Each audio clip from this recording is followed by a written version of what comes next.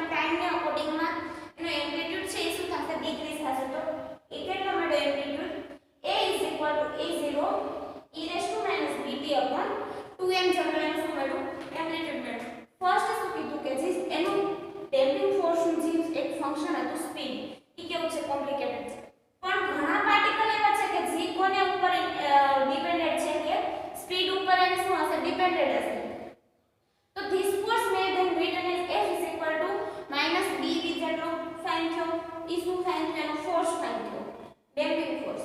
પછી એનું મોશન, તો મોશન ની અંદર m * dv / dt = -kx - dv. હવે આ ઇક્વેશન નું સોલ્યુશન લેવા કઈ મેથડ નો યુઝ કરો? સ્ટાન્ડર્ડ મેથડ નો યુઝ કરો અને જે ડેમ્પિંગ ફોર્સ નું સોલ્યુશન આવે કે x = a0 e - bt / 2m sin omega dash t plus del સુધી આપણે ઇક્વેશન નંબર 1 અને એની અંદર જાઓ ઓમેગા ડેશ કરતો એના બરાબર આપણને શું મળ્યું? √k/m = omega 0. તો એમ કે છે એંગ્યુલર ફ્રીક્વન્સી છે અને ડેમ્પિંગ ફોર્સ ની નેચરલ એંગ્યુલર ફ્રીક્વન્સી કેટલી મળી? √k/m જેટલી અને એનો એમ્પ્લિટ્યુડ કેટલો ફાઇન્ડ થયો છે? ટાઈમ ને અકોર્ડિંગ માં ફાઇન્ડ થયો છે. તો એ છે a = a0 e - bt / 2m. Amplitude decrease થતો તો કોને અકોર્ડિંગ માં? ટાઈમ ને અકોર્ડિંગ માં. તો the amplitude decrease with time and finally becomes 0. તો અહીંયા શું કીધું છે કે ફર્સ્ટ એમ્પ્લિટ્યુડ છે શું થતો થશે? ડિક્રીઝ થતો થશે. કોને અકોર્ડિંગ માં? તો ટાઈમ ને અકોર્ડિંગ માં શું થશે? ડિક્રીઝ. કોઈ પણ એક એવો ટાઈમ આવશે કે જ્યારે શું થઈ જશે? 0 થઈ જશે. એનો એમ્પ્લિટ્યુડ છે. Figures show the qualitative the displacement of the particle as a function of time. તો શું કીધું છે કે ફિગર ની અંદર આપણે એમ્પ્લિટ્યુડ છે શું થાય છે? ડિક્રીઝ થતો જાય છે. તો the displacement of the particle, તો પાર્ટિકલ નું જે ડિસ્પ્લેસમેન્ટ હશે તો એનું ફંક્શન શું આમાં ટાઈમ નું બતાવે છે. આગળ જે સ્પીડ નું ફંક્શન લીધું તો એ કેવું હતું? કોમ્પ્લિકેટેડ ફંક્શન હતું. હવે આની અંદર જે ડિસ્પ્લેસમેન્ટ થાય છે પાર્ટિકલ ની અંદર તો એ કોને અકોર્ડિંગ થાય છે? ટાઈમ ને અકોર્ડિંગ માં થાય છે. તો અહીંયા એનું ફંક્શન શું આપ્યું છે? ટાઈમ આપ્યું છે. if the damping is large the system may not oscillate at all. કે જેનો ડેમ્પિંગ છે મૂવ થાય છે પાર્ટિકલ તો એની અંદર જે ડેમ્પિંગ ફોર્સ જોવા મળે છે કેવો છે? લાર્જ છે. તો system may not oscillate at all. પણ સિસ્ટમ છે એ કોઈ આમ ઓસિલેટ જ નહીં થાય કરતી હોય. ક્યારેક એવો ટાઈમ આવશે કે જ્યારે શું થઈ જશે? સ્ટોપ થઈ જશે. પણ એનો ડેમ્પિંગ ફોર્સ જે સ્ટાર્ટિંગમાં જોવા મળશે એ કેવો જોવા મળશે? લાર્જ જોવા મળશે. if the displaced if we go toward the mean position and stay there without overshooting on the other side. હવે શું કીધું છે? ડિસ્પ્લેસમેન્ટ એટલે કે જે પાર્ટિકલ મૂવ કર્યો છે ત્યારે એનો જે ડિસ્પ્લેસમેન્ટ જોવા મળ્યો છે it will go toward the mean position. એટલે કે mean position માં હશે ત્યાંથી શું થશે? મૂવ થવાનું ચાલુ કરશે. એટલે go toward the mean position and stay there without overshooting on the other side. એટલે કે કોઈ પણ આ પાર્ટિકલ છે તો ડેમ્પિંગ ફોર્સ એટલે શું કીધું છે કે કોઈ પણ બંધ હોય વસ્તુ એની અંદર એ શું થતો હશે? પાર્ટિકલ ઓસિલેટ થતો હશે. તો હવે કોઈ પણ ખાલી કોઈ પણ એક સાઈડ થી જેનું શું કર્યું છે કે આપણે એને જોઈ છે અધર સાઈડ થી એનું શૂટિંગ નથી કરેલું ત્યારે એ પાર્ટિકલ એનું ડિસ્પ્લેસમેન્ટ છે એ શું પહેલા મીન પોઝિશનમાં છે અને પછી પાર્ટિકલ શું થાય છે? મૂવ થાય છે. the damping force which is oscillate just case is called the critical damping. કે જે ડેમ્પિંગ છે આ ડેમ્પિંગ થાય છે કેવો કેસ કહી દીધો છે કે ક્રિટિકલ ડેમ્પિંગ કેસ છે. પાર્ટિકલ શું થશે? કોઈ પણ વસ્તુ હશે એની અંદર પાર્ટિકલ મૂવ થતો હશે તો એની અંદર એ જે ડેમ્પિંગ ફોર્સ ફાઇન્ડ કરવો એ કેવું છે? ક્રિટિકલ ડેમ્પિંગ છે. એટલે તો ફર્સ્ટ આપણે શું કીધું આની અંદર કે એમ્પ્લિટ્યુડ શું થશે? ડિક્રીઝ થશે. અને એનો ટાઈમ ના અકોર્ડિંગ માં એમ્પ્લિટ્યુડ ડિક્રીઝ થશે એન્ડ ફાઇનલી બીકમ્સ 0. અને કોઈ પણ એક એવો ટાઈમ આવશે કે ત્યારે એમ્પ્લિટ્યુડ શું થઈ જશે? કે ઇન્ક્રીઝ થઈ જશે. તો a = a0 e -